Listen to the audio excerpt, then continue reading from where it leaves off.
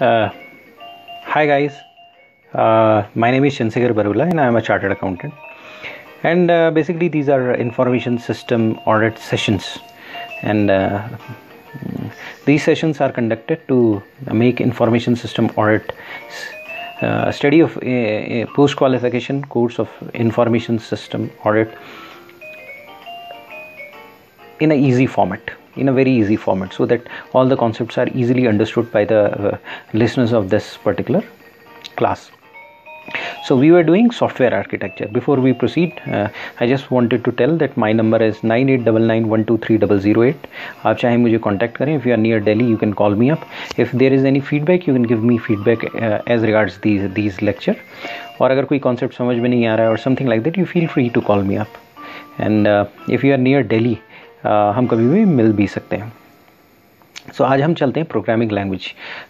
Basically ये software architecture chapter है और इसमें प्रोग्रामिंग लैंग्वेज, तो उसकी वेरियस जनरेशन्स कर लेते हैं. तो इससे पहले कि प्रोग्रामिंग लैंग्वेज की जनरेशन करें तो कई और चीज़ों के भी जनरेशन है कंप्यूटर में, जिसमें बहुत कन्फ्यूजन होता है. जैसे फॉर एग्जांपल एक हम देख लेते हैं उसका हार्डवेयर जनरेशन में. जैसे फॉर एग्जांपल पहले वैक्यूम डायोड आए, फिर ट्रांजिस्टर्स आए, फिर आईसीज आए, फिर लार्ज स्केल इंटीग्रेशन हो गया, फिर अल्ट्रा लार्ज स्केल इंटीग्रेशन, फिर वेरी लार्ज स्केल इंटीग्रेशन, फिर अल्ट्रा लार्ज स्केल इंटीग्रेशन. सो इस तरीके से अलग अलग जनरेशन हुई, अलग अलग टाइम हुआ. लेकिन इसी तरीके से आपका प्रोग्रामिंग लैंग्वेजेस का भी जनरेशन है. तो first generation of programming language not या particular generation of programming language need not correspond to the architecture generation. जैसे फॉर एग्जांपल आज की डेट में आपका मोबाइल फ़ोन है, तो मोबाइल फ़ोन में आज की डेट में 2G 3G वगैरह चल रहा है. तो ये 2G 3G कब आना स्टार्ट हुआ?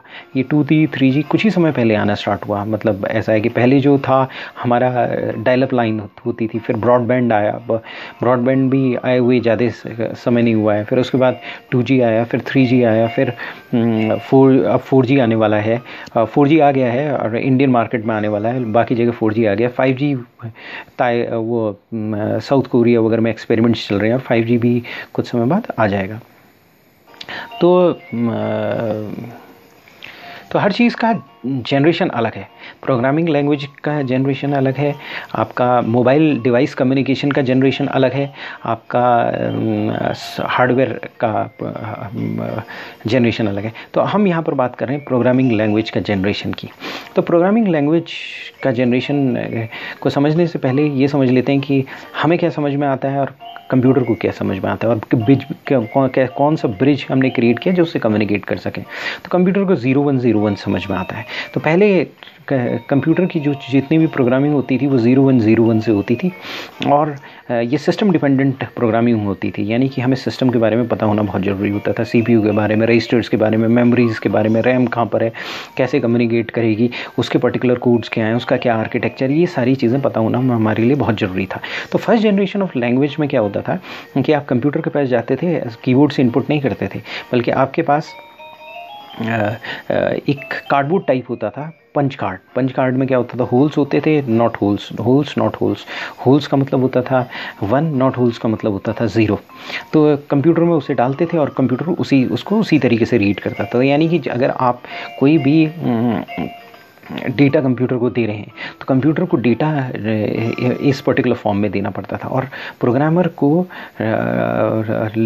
लैंग्वेज पता होनी चाहिए थी, और वो उस लैंग्वेज को कहते थे मशीन लैंग्वेज. तो machine language basically binary language होती थी. बाइनरी लैंग्वेज में 0101 का यूज़ होता था.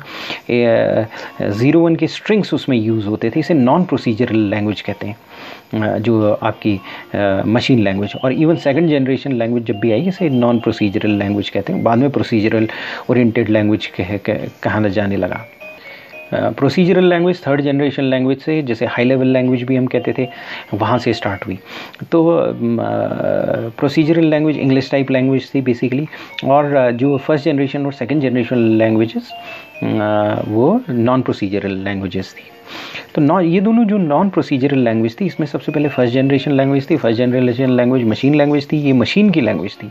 मशीन को जो समझता था, हमें मशीन के पास तक जाना पड़ता था, हमें मशीन को समझाना पड़ता था, मशीन को कहना पड़ता था ये लो 0101 लो, तो प्रोग्राम होता था 0101 के टर्म्स में। और उसमें CPU के बारे में भी नॉलेज होनी चाहिए थी, रजिस्टर के बारे में भी हमें नॉलेज होनी चाहिए, एक्यूमुलेटर्स के बारे में भी नॉलेज होनी चाहिए थी। और वो हार्डवेयर डिपेंडेंट था, यानी कि कोई हार्डवेयर में अगर मान लिया सपोज एक पर्टिकुलर कंपनी का हार्डवेयर है, उसका कोड ऐड करने का, सब्सट्रैक्ट करने का कोई पर्टिकुलर कोड है, वो अलग अलग हो सकते थे। तो वो हमें पता होते थे कि अलग अलग कंप्यूटर्स के क्या कोड्स हैं। तो ये फर्स्ट जनरेशन लैंग्वेज थी, बहुत डिफ़िकल्ट थी। आज भी ये फर्स्ट जनरेशन लैंग्वेज जो है, इसको ऑपरेटिंग सिस्टम के प्रोग्रामर्स वगैरह यूज़ करते हैं, जो आपके विंडोज़ वगैरह ये बनाते हैं। तो वो जो उसमें शेल होता है, जो कम्युनिकेट करता है, वो इसी मशीन लैंग्वेज में कम्युनिकेट करता है, प्योर लैंग्वेज में कम्युनिकेट करता है। इसके बाद जो आई सेकंड जनरेशन लैंग्वेज आई, तो 01 की जगह कुछ मेमोनिक्स और ऑप्स कोड यूज़ करने लगे, कुछ सिंबल्स यूज़ होने लगे। तो इसमें भी हार्डवेयर की नॉलेज ज़रूरी थी, और इसमें बेसिकली हमें असेंबलर चाहिए होता था। अगर हमें असेंबली लैंग्वेज को मशीन लैंग्वेज में कन्वर्ट करना, तो हमें एक असेंबलर की ज़रूरत होती थी। असेंबलर, इंटरप्रेटर और कंपाइलर हम आगे पढ़ेंगे। ये जो होते हैं, ये तीनों लैंग्वेज ट्रांसलेटर्स होते हैं, और बेसिकली जो है आपका सिस्टम सॉफ्टवेयर का पार्ट होते हैं। तो ये जो असेंबलर यूज़ होता था, असेंबलर चेक करता था, कोड्स को चेक करता था, और ये असेंबलर कन्वर्ट करता था। असेंबलर का काम क्या होता है? असेंबलर का असेंबली लैंग्वेज को मशीन लैंग्वेज में कन्वर्ट करना। इवन जो आपके ये कंपाइलर्स और इंटरप्रेटर्स होते हैं, उसमें असेंबलर होता है, क्योंकि हाई लेवल लैंग्वेज पहले असेंबली लैंग्वेज में कन्वर्ट होगी और फिर असेंबली लैंग्वेज से मशीन लैंग्वेज में कन्वर्ट होगी। तो हमें असेंबलर्स का यूज़ करना पड़ा। होता क्या था कि एक आदमी अगर कंप्यूटर के पास 0101 लेकर बैठता था, तो उसे काफ़ी प्रॉब्लम होती थी और काफ़ी उसका वर्कलोड बन जाता था। तो इन्होंने कुछ कोड्स डेवलप किए, यानी कि एक लेयर ऑफ प्रोग्रामिंग बीच में डाल दी। एक मशीन और जो आपका प्रोग्रामर है, उसके बीच में एक लेयर ऑफ प्रोग्रामिंग डाल दी। और मशीन को जो समझ में आता था और जो आदमी को जो समझ में आता था, आदमी जो है जो पर्टिकुलर सिंबल्स का यूज़ करने लगा, स्टेटमेंट्स का यूज़ करने लगा, मेमोनिक्स और ऑप्स कोड का यूज़ करने लगा। वो 0101 नहीं करता था, तो वो अडा स्टार टाइप स्टेटमेंट्स वगैरह यूज़ करता था। इन वर्ड्स को वो यूज़ करता था, और इससे कंप्यूटर को पता चल जाता था कि हाँ, ऐड करना है, सब्सट्रैक्ट करना है, मल्टीप्लाई करना है, डिवाइड करना है, या क्या चीज़ करना है। इंस्टेड हम 0101 भी भेजें कंप्यूटर को कि डिवाइड का मतलब 00001 और समथिंग लाइक दैट, इस तरीके से भेजें। हमने एक पर्टिकुलर सिंबल भेजना चालू किया, तो इससे जो प्रोग्रामर है उसका काम इजी हो गया। तो बेसिकली वो इसलिए बनाया गया क्योंकि प्रोग्रामर की प्रोडक्टिविटी बदले, कि वो ताकि एक ब्रिज हो सके हमारी लैंग्वेज, हमारी बात और कंप्यूटर की लैंग्वेज के बीच में, कंप्यूटर जो समझता है और हम जो समझता है उसके बीच में, और उसके बीच में एक लेयर क्रिएट कर दी गई, हमारे और उसके बीच में एक लेयर क्रिएट कर दी गई। तो पहली लेयर क्रिएट की हुई सेकंड जनरेशन लैंग्वेज में, जहाँ पर हमें एक असेंबलर की रिक्वायरमेंट हुई अपने असेंबली लेवल प्रोग्राम को मशीन लैंग्वेज में कन्वर्ट करने के लिए। पहले तो सीधे मशीन लैंग्वेज थी, उसमें आपकी स्पेस की भी ज़्यादा रिक्वायरमेंट नहीं होती थी, क्योंकि ऐसा कि प्योर मशीन लैंग्वेज है, तो आपका उसमें क्या कहते हैं, डेटा को रखने की, स्पेस की, असेंबलर की, इन सब चीज़ों की रिक्वायरमेंट नहीं होती थी, और उसमें प्रोसेसिंग बहुत फास्ट होगी अगर असेंबली लैंग्वेज के लेवल की प्रोग्रामिंग लिखी जाए। लेकिन क्योंकि वो बहुत डिफ़िकल्ट थी, बहुत उसमें मेहनत लगती थी, तो सेकंड जनरेशन लैंग्वेज आई, और कंप्यूटर्स जो हो रहे थे कॉम्पैक्ट हो रहे थे, उनकी प्रोसेसिंग पावर बढ़ रही थी, तो असेंबली लैंग्वेज का यूज़ चीप होनी स्टार्ट हुई, तो हमने असेंबली लैंग्वेज कर दी। असेंबली लैंग्वेज के बाद जो सेकंड जनरेशन लैंग्वेज के बाद थर्ड जनरेशन लैंग्वेज हुई। थर्ड जनरेशन लैंग्वेज को हाई लेवल लैंग्वेज कहते थे। हाई लेवल लैंग्वेज अगर कोई पूछे किसको कहते थे, तो वो करते थे हम थर्ड जनरेशन लैंग्वेज को। तो इसमें क्या है कि इंग्लिश टाइप लैंग्वेज यूज़ होने लगी, ऐसी लैंग्वेज जो जिसके इंस्ट्रक्शंस को एक प्रोग्रामर ईजिली बात कर सके। तो इसमें 2-3 खासियत थी। पहला था कि हमें सिस्टम को 2 चीज़ बतानी पड़ती थी, what to do and how to do, यानी कि क्या करना है ये बताना पड़ता था, और हाउ टू डू उसके लिए प्रोग्राम बनाना पड़ता था। प्रोग्राम किस में बनाना पड़ता था? आपका प्रोग्राम बनाना पड़ता था इंग्लिश टाइप लैंग्वेज में। तो इसमें क्या है कि हमें कंपाइलर या इंटरप्रेटर की ज़रूरत पड़ी। कंपाइलर क्या होता था कि हाई लेवल लैंग्वेज को असेंबली लैंग्वेज में चेंज करता था, और एक इंटरप्रेटर या कंपाइलर के अंदर एक असेंबलर होता था। असेंबलर हमेशा रहता है। वो असेंबलर उस लैंग्वेज को असेंबली लैंग्वेज में कन्वर्ट होने के बाद उन स्टेटमेंट्स को 0101 में कन्वर्ट कर देता था। तो फाइनली हमने कंप्यूटर से एक स्टेप और पीछे कर लिया ताकि हमें और इजी हो जाए। और यहाँ पर एक चीज़ हो गई, यहाँ पर ये एक तो प्रोसीजर ओरिएंटेड लैंग्वेज हो गई जो हमें इजीली समझ में आ जाती है थी, और दूसरी सिस्टम इंडिपेंडेंट हो गई। यानी कि हाँ, अब हमें कंप्यूटर को समझने की ज़रूरत नहीं थी। अब कोई प्रोग्रामर अगर हमें बैठा दें तो उसे इंग्लिश टाइप लैंग्वेज थी, उसको बस ये जानना था कि क्या करना है और कैसे करना है। तो what to do and how to do, ये दो चीज़ें हमें ये बतानी पड़ती थी उसमें। तो इसे हाई लेवल प्रोग्रामिंग लैंग्वेज कहा गया। और हाई लेवल प्रोग्रामिंग लैंग्वेजेस की अगर एग्जांपल हो तो बेसिक, कोबोल, पास्कल, फोर्ट्रेन और सी है। तो ये लैंग्वेजेस डेवलप हुई जो इंग्लिश टाइप लैंग्वेज थी, जो प्रोसीजर ओरिएंटेड लैंग्वेज थी, और जिसमें हमें ये बताना पड़ता था कि क्या करना है और कैसे करना है।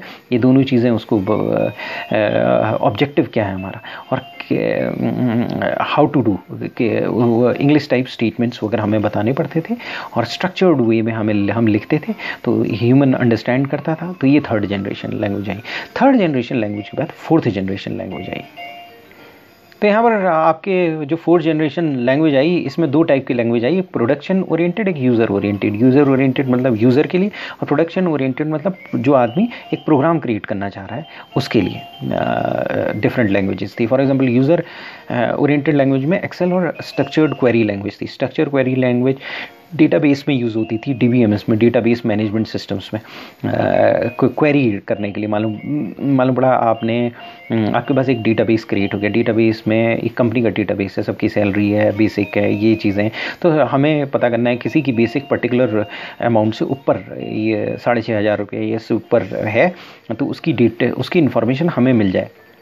तो ऐसे पर्टिकुलर केस में स्ट्रक्चर क्वेरी लैंग्वेज यूज़ होती है। और दूसरा एक्सेल है। एक्सेल भी एक बेसिकली कहा जाए तो प्रोग्रामिंग लैंग्वेज है, यूज़र ओरिएंटेड प्रोग्रामिंग लैंग्वेज है, और ये फोर्थ जनरेशन लैंग्वेज है। तो एक्सेल में क्या है कि हाउ टू डू हमें नहीं बताना पड़ा कंप्यूटर को, व्हाट टू डू बताना पड़ा। हाउ टू डू कंप्यूटर में ऑलरेडी रहता था। फॉर एग्जांपल आपको एक्सेल में सम करना होता है तो एक फार्मूला लगाना पड़ता है सम, उसको हम बता देते हैं कि भाई सम करना है, is equal to sum from this to this, बस बात खत्म।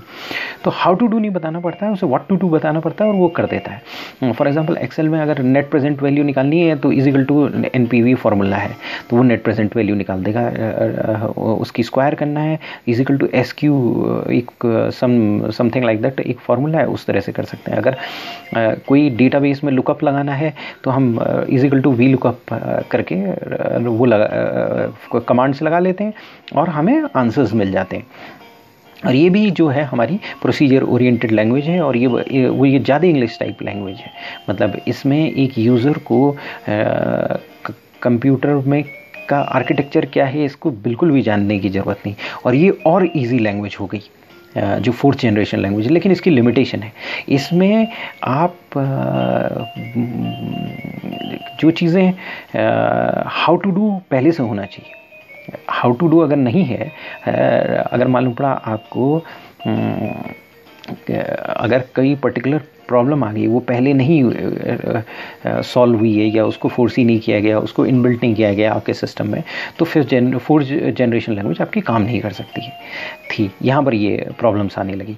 तो थर्ड जनरेशन लैंग्वेज तक सब सही चला। फोर्थ जनरेशन लैंग्वेज में थोड़ी सी लिमिटेशंस आनी शुरू हुई, और जब फोर्थ जनरेशन लैंग्वेज थी तो जो साइंटिस्ट थे उन्होंने ये बोला कि फिफ्थ जनरेशन लैंग्वेज आने वाली है। फिफ्थ जनरेशन लैंग्वेज का मतलब ये है कि नेचुरल लैंग्वेज, यानी कंप्यूटर से आप नेचुरली बात करें और कंप्यूटर अपना काम कर दे। फजी लॉजिक और कई चीज़, जैसे रेफ्रिजरेटर वगैरह आप खरीदते हैं तो उसके पहले कुछ दिनों पहले ऐड आया करते थे कि इसमें फजी लॉजिक है।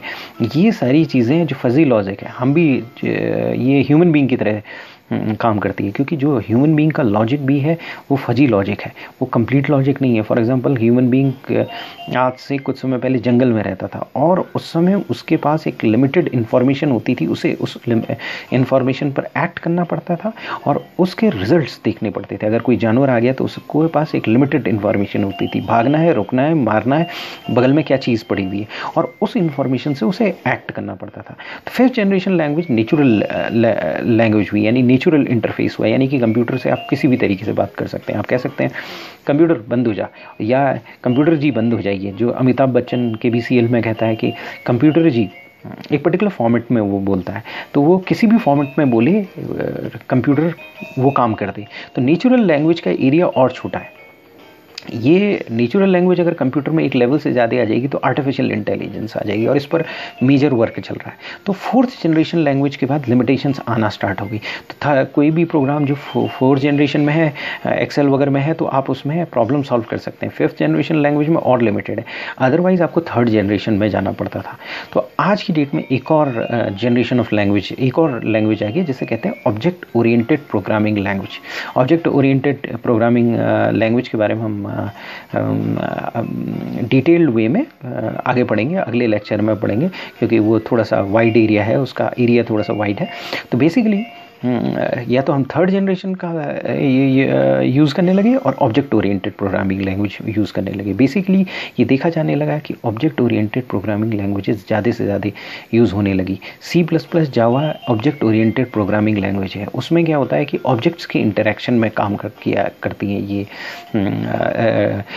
इन टर्म्स ऑफ ऑब्जेक्ट के इंटरेक्शन में ये लैंग्वेज काम करती है। फॉर एग्जांपल आपको एक वीडियो गेम बनाना है जिसमें एक कार दौड़ कर जा रही है और कार को ऊपर से हेलीकॉप्टर सपोज उस कार को गन से मारने की कोशिश कर रहा है, for the sake of understanding हम समझ लेते हैं। तो अगर आपने एक बार कार बना दी है तो दोबारा आपको कार बनाने की ज़रूरत नहीं है। अगर आपने हेलीकॉप्टर बना दिया है तो उसको बनाने की ज़रूरत नहीं। हेलीकॉप्टर उड़ता है, ये वो एक ऐसा ऑब्जेक्ट क्रिएट कर दिया है कि वो ये उड़ने वाला कोई चीज़ है, तो उसमें एक ही बार आपको क्रिएट करना है, फिर वो उड़ेगा।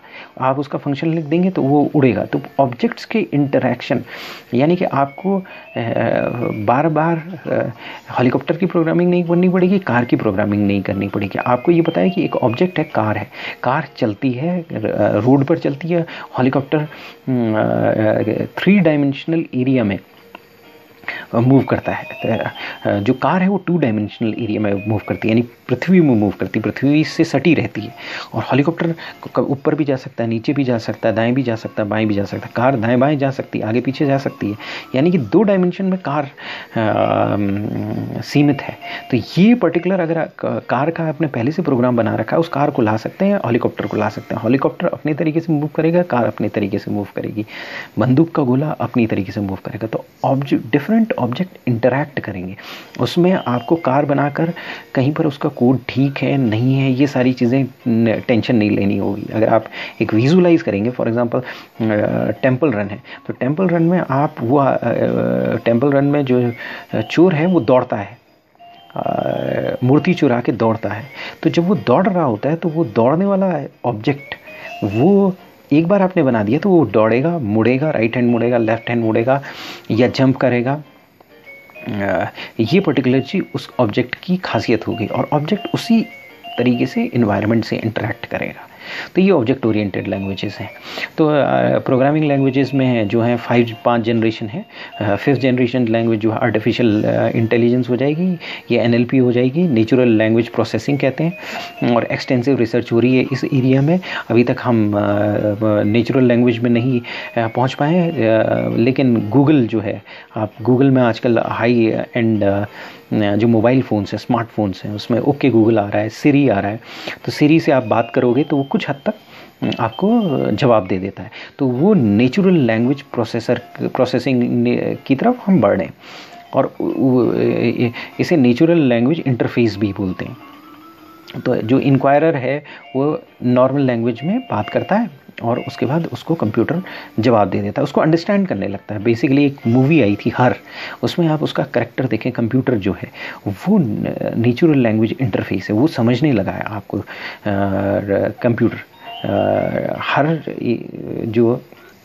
हर मूवी में एक बंदा था, एक करेक्टर है और एक आर्टिफिशियल इंटेलिजेंट करेक्टर है, यानी कि वो करेक्टर जो है रियल लाइफ में एग्जिस्ट नहीं करता, वो कंप्यूटर है बेसिकली। और वो जो प्रोटैगनिस्ट है, जो बंदा हीरो है, उसके साथ इंटरेक्ट करती है, वो पर्टिकुलर ऑब्जेक्ट इंटरेक्ट करता है। तो हर मूवी जो है आपको एक काफ़ी हद तक झलक दिखलाता है कि नेचुरल लैंग्वेज इंटरफेस किस तरीके से काम करेगा। तो ये 5th जनरेशन लैंग्वेज हो गया। 4th जनरेशन लैंग्वेज मैंने बताया कि इसमें डेटाबेस लैंग्वेज, रिपोर्ट जनरेटर्स होते हैं, और इसमें क्या होता है basically how to do process नहीं होती है, व्हाट टू डू बताना पड़ता है कि क्या करना है, बस ये बताना पड़ता है और ये काम कर देता है। और ये जो बेसिकली 3rd जनरेशन और 4th जनरेशन लैंग्वेजेस हैं, ये प्रोसीजर ओरिएंटेड लैंग्वेजेस हैं, इंग्लिश टाइप लैंग्वेजेस हैं। और आपका जो 1st जनरेशन और 2nd जनरेशन लैंग्वेज थी वो बेसिकली इंग्लिश टाइप लैंग्वेज नहीं थी। 1st generation language machine language है, प्योर मशीन लैंग्वेज है। हम 5th जनरेशन की तरफ आने लगे हैं, लाने की कोशिश कर रहे हैं, जो कि हमारी लैंग्वेज है। हमारी लैंग्वेज में कंप्यूटर समझे, लेकिन क्योंकि हम वहाँ पर नहीं पहुँच पाए तो कई लैंग्वेजेस एक साथ चल रही हैं। कुछ काम हम 3rd जनरेशन में कर रहे हैं और मैक्सिमम काम ऑब्जेक्ट ओरिएंटेड में कर रहे हैं। 4th जनरेशन लैंग्वेज का भी हम यूज़ कर रहे हैं और 5th जनरेशन लैंग्वेज का यूज़ कर रहे हैं। 1st और 2nd generation language basically operating system के प्रोग्रामिंग में यूज़ होती थी। तो कोई भी लैंग्वेज ऑब्सलीट नहीं है, कोई भी generation of language basically obsolete नहीं है। कुछ लैंग्वेज बेसिक वगैरह ऑब्सलीट हो गई हैं, लेकिन जो जनरेशन ऑफ लैंग्वेज भी ब्रॉडली जो है हर जनरेशन पर कुछ ना कुछ काम हो रहा है। वो बात अलग है कि 3rd जनरेशन लैंग्वेज में आज प्रोग्राम बहुत कम बनते हैं, 10% प्रोग्राम ही बनते हैं, या जो 80% प्रोग्राम्स हैं वो आपके ऑब्जेक्ट ओरिएंटेड प्रोग्रामिंग में बनने लगे हैं। बाकी 10% और एरियाज़ 4th जनरेशन लैंग्वेज में होंगे, 5th जनरेशन लैंग्वेज में होंगे। और 1st और 2nd जनरेशन का अपना अलग स्लॉट है। जो 1st जनरेशन लैंग्वेज है बेसिकली वो आपका प्योर कंप्यूटर प्रोग्रामिंग में यूज़ होता है, ऑपरेटिंग सिस्टम्स वगैरह बनाने में यूज़ होता है। जब आप कर्नल बनाते हैं, ऑपरेटिंग सिस्टम के 2 पार्ट होते हैं, कर्नल और शेल। कर्नल जो होता है वो हार्डवेयर के बिल्कुल करीब होता है और वहाँ पर जो है आपकी मशीन लैंग्वेज यूज़ होती है। वो लैंग्वेज प्योर मशीन की लैंग्वेज होती है।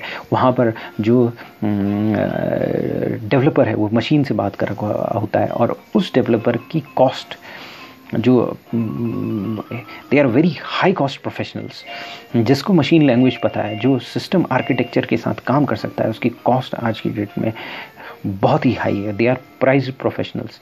उसके बाद आता है असेंबली लैंग्वेज। असेंबली लैंग्वेज आपकी आज की डेट में अगर आप रेफ्रिजरेटर्स ये सब चीज़ें देखें तो इसमें एम्बेडेड प्रोग्राम्स होते हैं।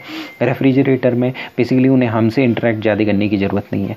हमने बटन दबाया है, उन्होंने अपने आप कंप्यूटर को से कम्युनिकेट करना स्टार्ट कर दी। कांस्टेंट कम्युनिकेशन नहीं है हमारी तरफ से हम, और बल्कि जो बेटर रेफ्रिजरेटर या बेटर वॉशिंग मशीन वो होगी जो हमसे बहुत कम इंटरेक्ट करे, हम उसमें अपना कपड़ा डालें और भूल जाएं। या रेफ्रिजरेटर या दूसरे जो डिवाइसेस हैं, गिज़मोज़ वगैरह हैं, वो बेटर तब है जब वो ऑटोमेटिकली ये जान सकें कि हम क्या चाहते हैं और उसमें काम कर सकें बेसिकली। वहाँ पर असेंबली लैंग्वेज शुरू होती है, यूज़ होती है। तो ये 5 जनरेशन ऑफ लैंग्वेज है। आई होप मैंने काफ़ी क्लैरिटी देने की कोशिश की। अगर कोई फीडबैक हो तो you can call me at my mobile number 9899123008, and if you need any professional help in and around Delhi, you are most welcome. Thank you.